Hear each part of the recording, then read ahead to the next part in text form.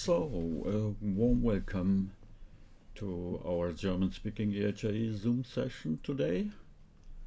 Solveig and Anke will do a post-conference workshop on the last day of the conference on the topic of the hero's journey.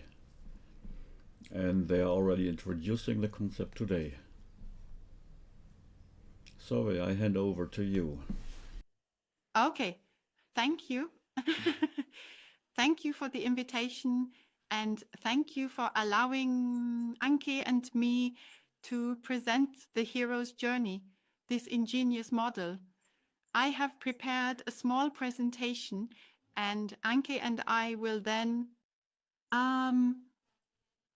introduce the hero's journey and talk about the individual steps. Now I'm going to share my screen. So the hero's journey is an invitation to a very, very deep journey, because the hero's journey describes the natural growth process of our soul.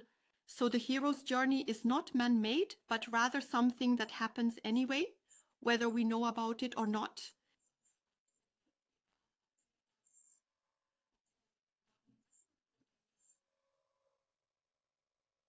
So Anke, maybe you can just introduce yourself.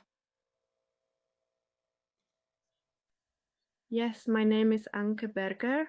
I live near Freiburg in the southwest of Germany at Helena's Pony Farm, where we have been giving lessons since 2008. The horses and I together, and I just really enjoy teaching the horses and the people. And I've been teaching the hero's journey since 2017. And I have been living with the horses since the age of 11 or 12. I didn't even know exactly anymore. Yes, and I'm happy to be here. Thank you. Yes, I am Solveig. Solveig, born in 1965. I have a daughter, and since the death of my mare Lucy in 2017, that set me with this event on a very deep hero's journey. I am on the hero's journey. I love, live, and teach the hero's journey. Since 2014, I have been at least 3 months every year with my horses in the Andes. And yes, that's pure hero's journey. And I only learned to ride and had contact with horses at the age of 40, over 40. And yes, and exactly, let's continue. What is the hero's journey? Well, the hero's journey is an archetypal model that, as I mentioned earlier, always occurs. And Joseph Campbell, an American mythologist,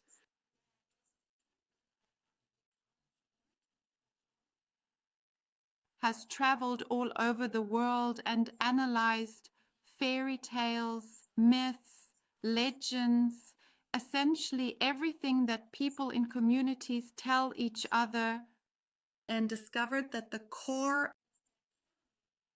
all of these things that carry people through crises, is the same, and he called it the monomyth or the hero's journey. And on this path, it is about getting in touch with our subconscious. And when we do that, then growth is absolutely unavoidable. So the hero's journey is also a key to development, to success.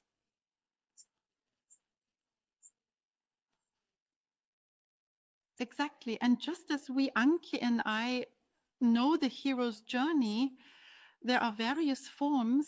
It has 11 steps, and it is based on the fusion of the hero's journey.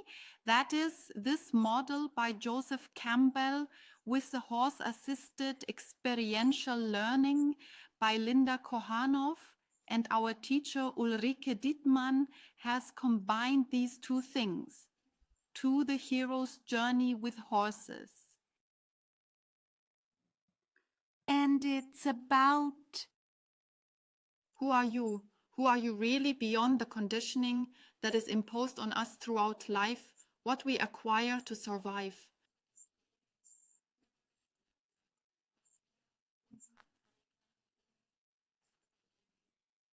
And every journey, it begins with you.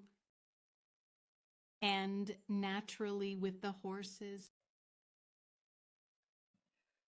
This is an overview of the cycle of the hero's journey.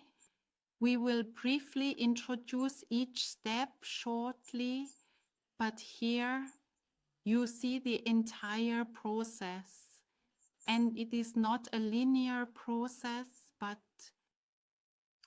we do go in a circle, but this circle is like a spiral that upward or into the depths, depending on how we view it. The first step is always, who am I?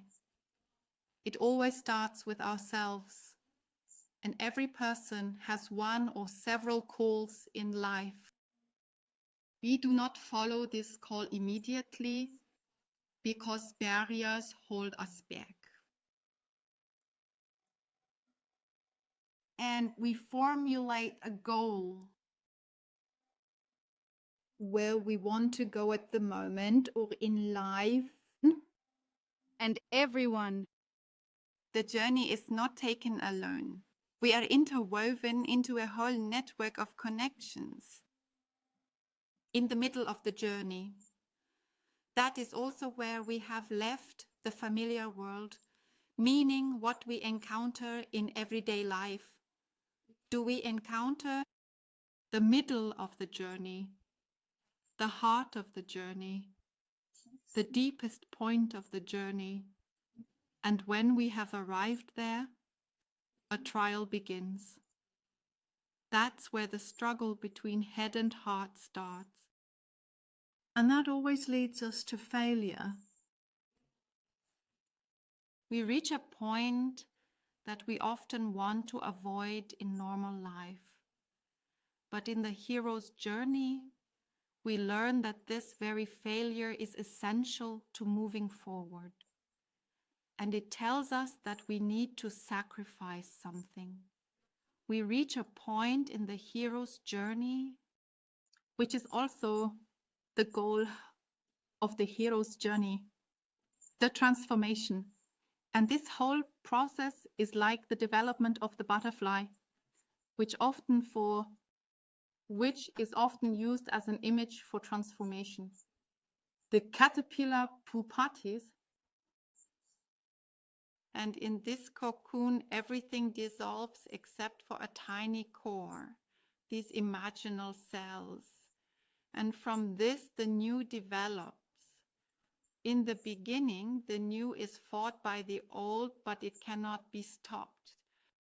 And if we follow this sequence of the hero's journey of transformation, we find the treasure at the end. And that's the beauty of the hero's journey. It always ends well. We always find a treasure. And in the end, that is step 11. Then let's become aware of this whole process again and look once more at what we experienced during the journey. Exactly. In step 1, Anke, you can always interrupt or add to what I'm saying, No reason, all good. In step 1, we explore our greatest strength and the greatest weakness that is present at the moment. This who am I is always a snapshot because we are constantly changing. And therefore, it's not like once you've done a hero's journey, you've done it. Because we constantly change, and the hero's journey with the new who am I also constantly changes. Step 2 is the call. This is like a longing that we feel, something that doesn't let go of us in life, something that continuously reminds us that we are more than what we are currently living.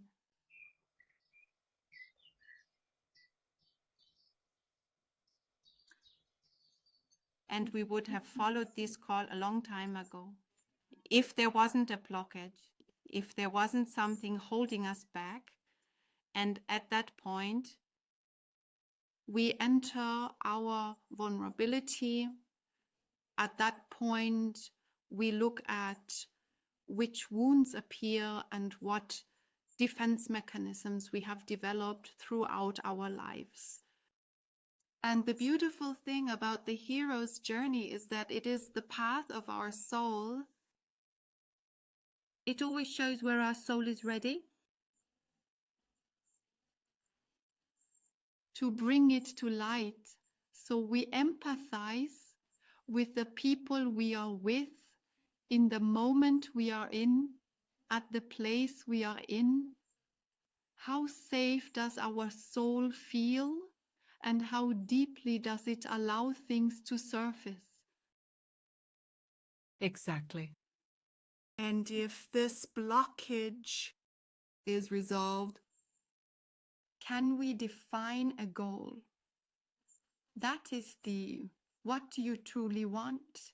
What is beyond the conditioned? So in our male-dominated world, we often define goals by higher, faster, further. And in the hero's journey, it is about what really wants to come through you, brought into this world, and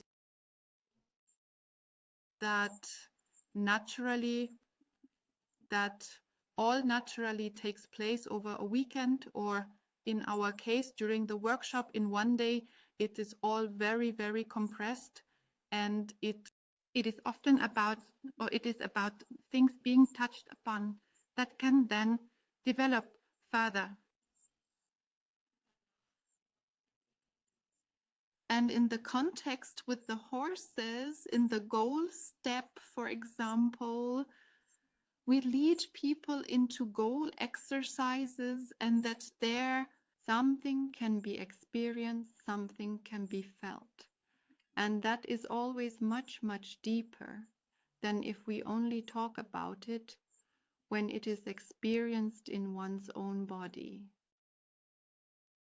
And the hero's journey also teaches us that we are never alone on our journey. And in the connection step, it's about determining who in our life supports us and who holds us back. Because on the hero's journey, we will enter areas that are not easy.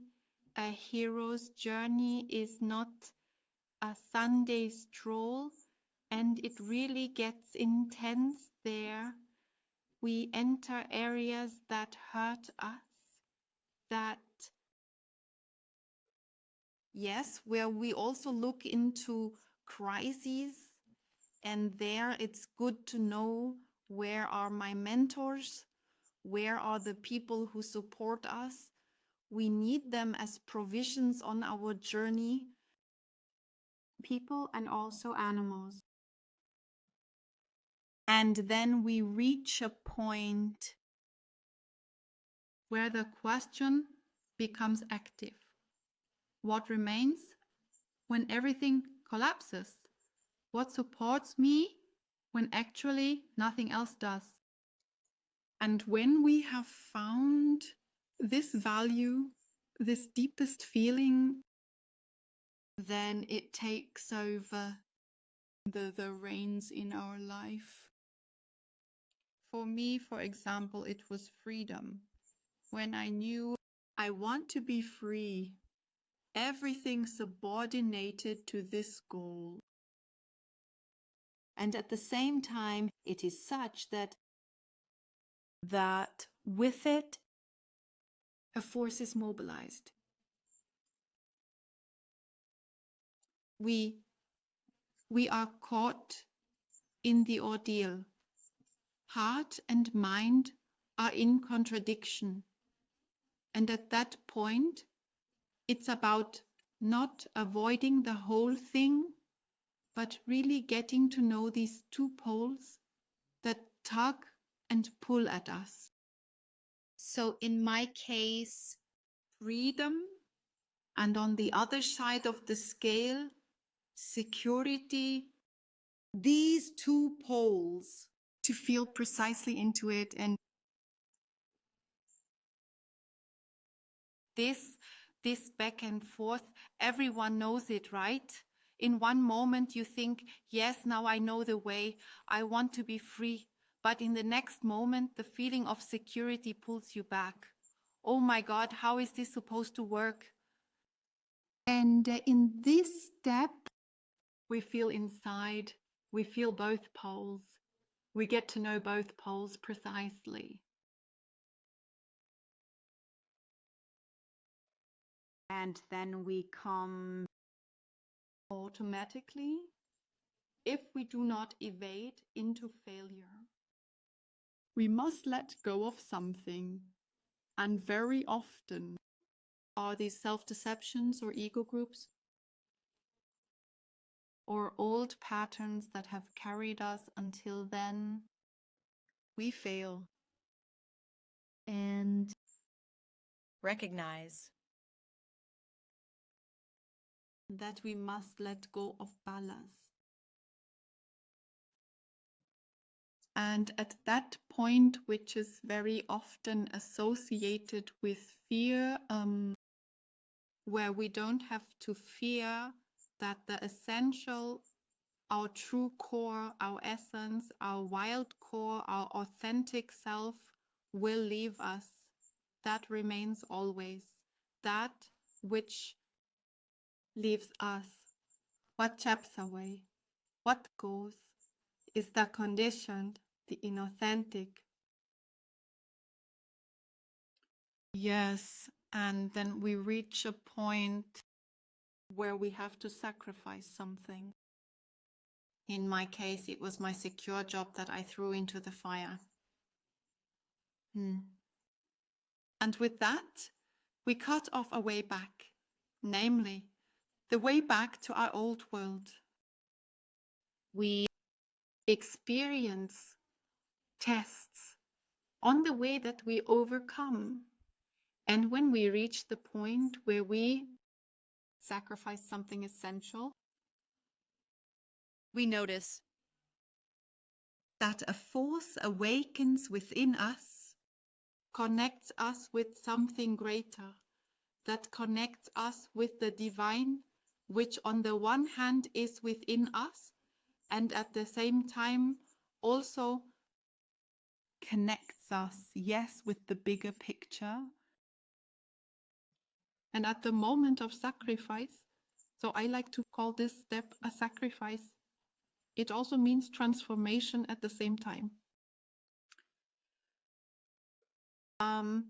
But the sacrifice is really the important part, because without the sacrifice, the transformation does not happen. So we cannot sneak our way around it. And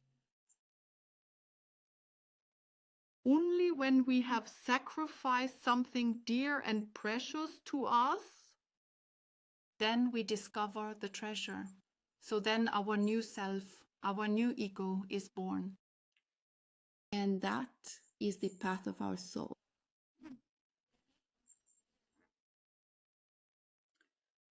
Then, when we have lived through the painful birth, yes, then our new wild self is born with new abilities, because on the way there we have learned a lot of new things, new skills, new views, new worldviews. Exactly. And that is the treasure we experience after the journey. And our step 11 on the hero's journey is once again the reflection. So this analyze, again, realize what actually happened on the journey. What did I sacrifice? What did I leave behind? And we become aware of this once again in this step to process, to illustrate, and to bring the essence of the process into everyday life. Exactly. And that is, in short, the hero's journey with horses. And that is our small or large community. That is a part of our community, the hero's journey with horses.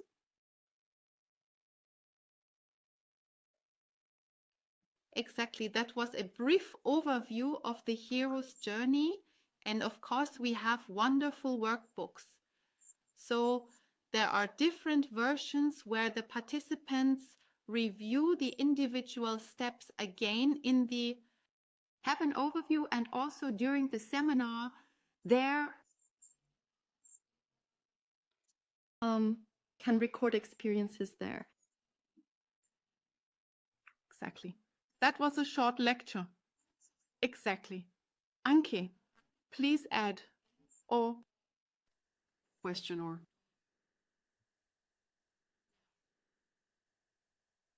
quickly and spontaneously. First of all, thank you very much, Soraya. I really found that very beautiful. You have great images in the presentation. Thank you. Would just add that the horses support us enthusiastically. Well, I don't need to tell you both that you already know this, but they are always there and don't stop pushing until we really have sacrificed or whatever is needed at the time. That is the experience, that they are just wonderful companions. And what I also find very important is that it's never about doing just this one event. Like, I'll do a hero's journey over the weekend and then it's done and I'm a new person. It's more about to recognize this structure and also to live it. And then I find them extremely helpful in everyday life when I know that I am just completely caught up in my fears and then still dare to move forward, or in this dilemma. Those are just unpleasant feelings. It feels really bad and it's no fun. But if I know that in the end it always turns out well, and I with this just experiencing with this perspective that yes, that I am currently on a hero's journey, and it can be a very small one of 30 seconds for all I care, where I give up a plan and maybe something much better comes along, or it can be my entire life's hero journey or something, anything in between, and it makes life so much easier and more understandable. Or these things that happen to us in life when we ourselves do not want to get up because it's just too comfortable on the sofa. These setbacks that happen, that's just the hero's journey. Life is saying, hello, come on, now it's time for change. And that's what where I find it helps incredibly. It does so much, gives so much confidence that everything will be all right, because it is all just a hero's journey and it always ends well. That is actually the best news of the day, I believe.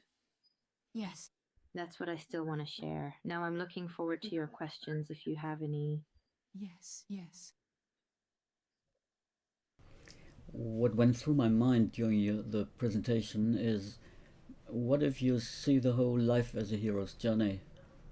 Do you keep coming back to the same points?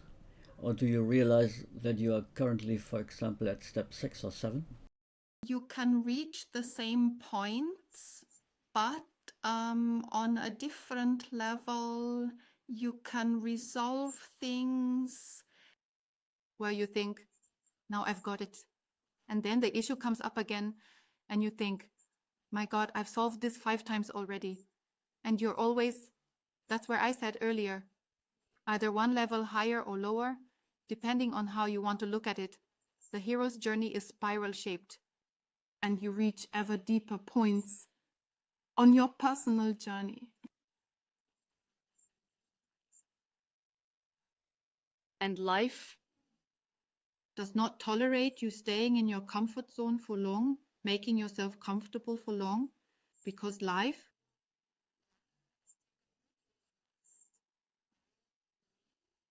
is vitality, and vitality means development. And that's what the hero's journey wants to tell us. That means then you always have to be aware of the situation. You have to consciously perceive at what point am I right now.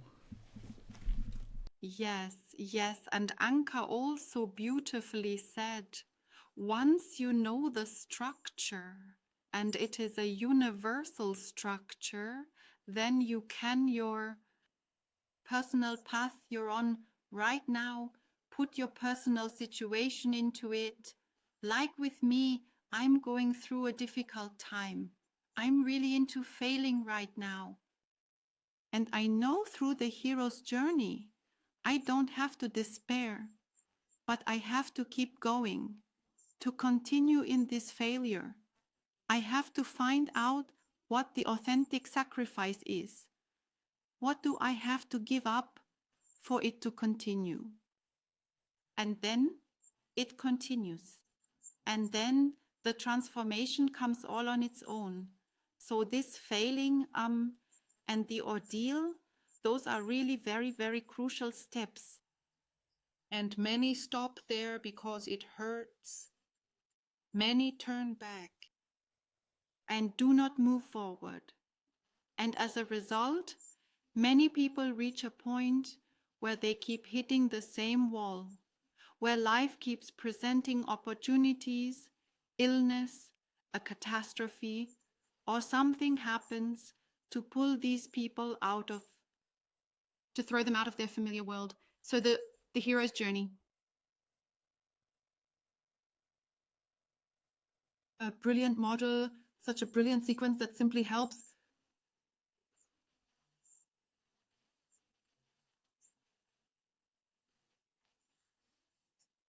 to go through difficult times and crises. Do you have stories you can tell about people who have been with you?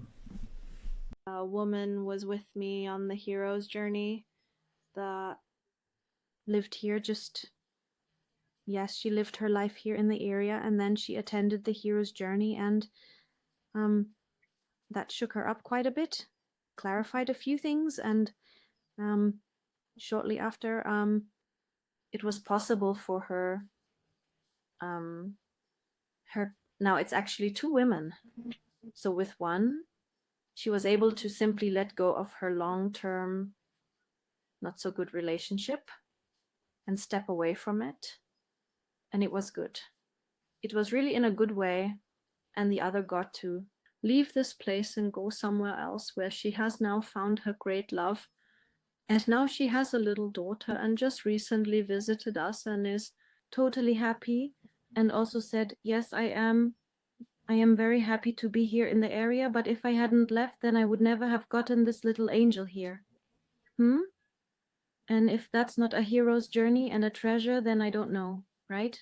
That's how it is. And if I think about it for a while, I'm sure I'll come up with more, but you surely have some too, right? Sure, it just occurred to me a hero's journey with a man, so in a group, and he had met a woman and was very excited, but the woman said, you're not in your power at all. I can't do anything with you like this. And on this hero's journey, he had encounters with a foal which had just been born in the herd, and he was afraid of this wild foal, this uncontrollable foal, which jumped for joy and kicked out backward. And he reached a point where he was deeply desperate, where he sat by a tree and just wept. And after that, He returned to the group. The foal came back, and he met this foal in a completely different way. He stood, he was present, he was not afraid, and he said, then, as the essence, for the first time in my life, I now felt what it feels like to be in my power. And with that, he then went home. So the horses convey to us an experience, a feeling. When our body feels something, when I know how it feels to be in my power, then I have a benchmark, then I know what to look for. Or another story about a young woman, which I have already told several times because it was so impressive.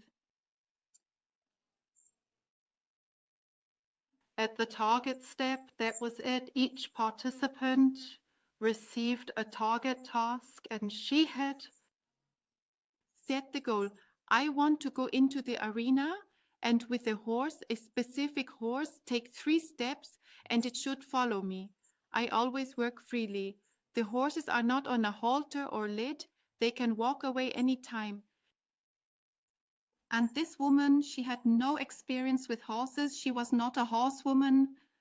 She just went in, approached this horse with which she wanted to take these 3 steps. And at that moment, the horse turned around, turned away, and left. And at that moment, this woman burst into tears. I went over and asked, what was that? What happened? She says, it's exactly what always happens to me in my life. I like people. I open up, go there, and they leave. And at that moment, I pointed out to her to just take a look around. And the whole time, since she entered this paddock, another horse was by her side. It stood next to her, but she simply didn't see it because her focus was entirely elsewhere. And that was so touching when she realized, yes, there is someone with me. I am not alone. It was so touching. And then she was able to apply that to her life. And that is the great ability that horses have. They touch us on a level that our minds cannot reach. And if we can then translate that, you know this, you work with horses, and that's so valuable. Yes. And sometimes it's also the case that people come after years saying, you know, back then, the hero's journey with you was the reason I quit my job or left that relationship. But you rarely get that feedback about what happens afterwards.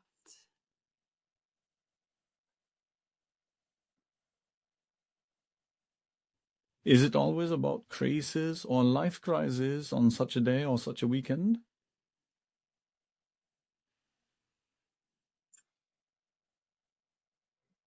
The approach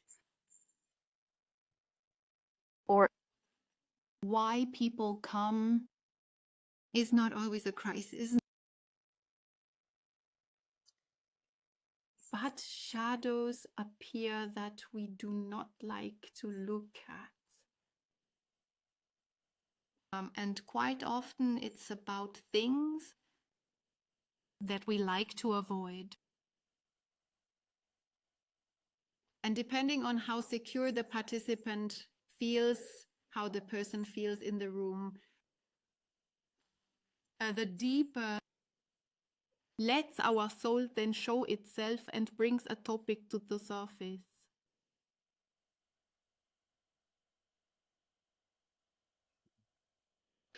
Well, Solveig and Anke, I find the topic highly fascinating, and I'm curious about how many of our EAHAE members will be attending your seminar or workshop on the last day of the conference. We announce it as a German-English variant And if I understand correctly, then Solveig, you are leading the workshop, and Anke is assisting you and translating where necessary, because much of it probably doesn't occur in a linguistic level. So I think anyone can participate in the workshop, whether they understand German or not. So in this sense, I'm looking forward to October, and I look forward to seeing you and wish you good luck on your own hero's journeys. Then goodbye. Thank you very much. Goodbye. Thank you. Bye. Yes.